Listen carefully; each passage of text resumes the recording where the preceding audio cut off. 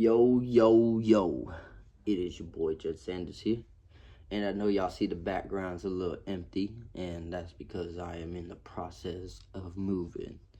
But besides all of that, in today's episode, I'm gonna be bringing up something that ain't really MMA related, but it is. So, I don't know about you guys, but I'll be paying attention to things that's happening outside of UFC sometimes.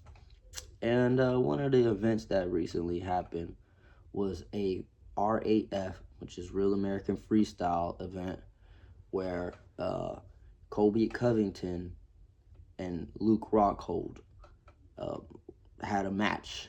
And let's just say Luke Rockhold just needs to retire from combat sports and focus on modeling, focus on something other than this, because we seen this motherfucker get knocked out by one-eyed goddamn Michael Bisping in the UFC. Then the motherfucker gonna lose a Craig Jones Brazilian Jiu-Jitsu tournament, trying to dap up DJ and shit. Then this motherfucker went to bare knuckle boxing, challenged Mike Perry, a dude that's lighter, smaller than him, who he thought he probably was just going to go in there and just beat up on. But Luke, you've never been known for your boxing. You've always been doing great in your karate kicks. So I don't understand why you didn't stick with karate combat. I don't get that. That don't make no sense. That's where you should have been at. But you went and you tried to box, or not even just regular boxing, but bare knuckle boxing. And then you chip your tooth and you quit.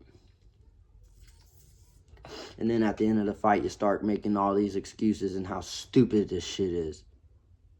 And then after that, you gonna cry about Bo Nickel being a quitter and shit. Bro, this is the biggest thing, bro. You can't be going out here and crying about dudes being quitters when we seen your ass quit before. So, like, enough of that.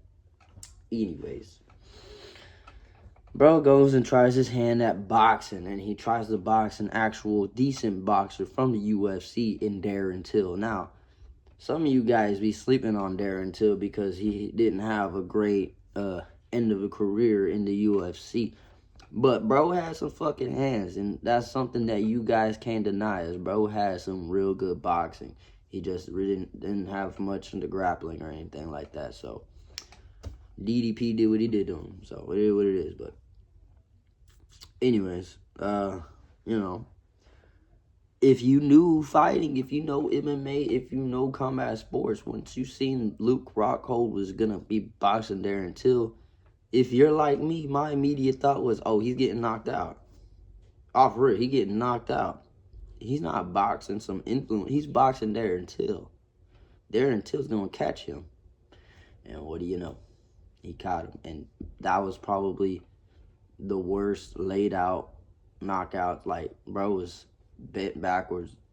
And after that, that should have been your sign to say, you know what, no more of this shit, bro.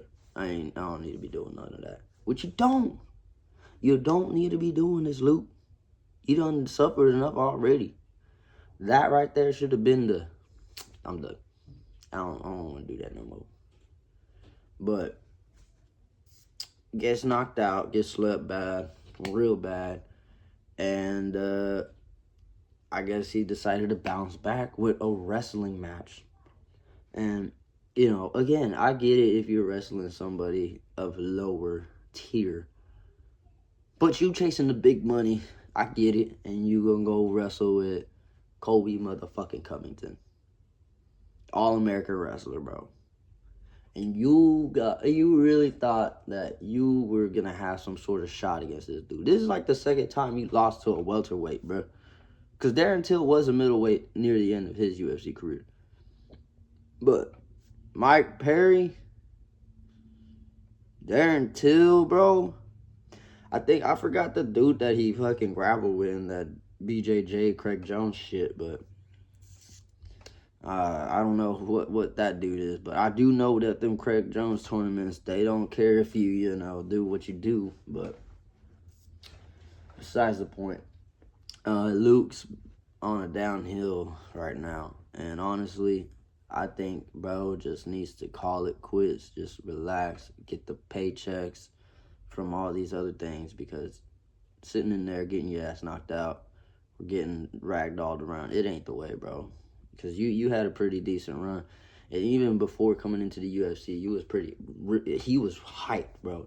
He was hyped, and I think Vitor Belfort whooped his ass though. So, but anyways, that's it for today's episode. Oh, also Armin won his wrestling match too.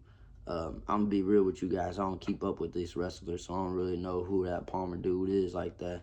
I know he's supposed to be like up there on some shit, but oh, and Yoel also got taken down too. He lost that fight. This is the first time he'd get taken down in like what would they say, like 20 something fights or years or some shit. That's crazy, bro. How you ain't never been taken out, bro? That's crazy. But I mean, you see the dude's made out of fucking rock. But yeah, no, I didn't really want to get too much into those ones though, because you know, Yoel Romero, he dope and all, but I mean, there's not much to really cover from there. Bro didn't win. Missed weight. Oh, he was supposed to wrestle Bo Nickel, but I guess because he missed weight, Bo Nickel said, I don't want to do all that. And he ended up wrestling another dude, which that dude ended up winning. So, yeah, that's it. That's all. You know, not much to say here.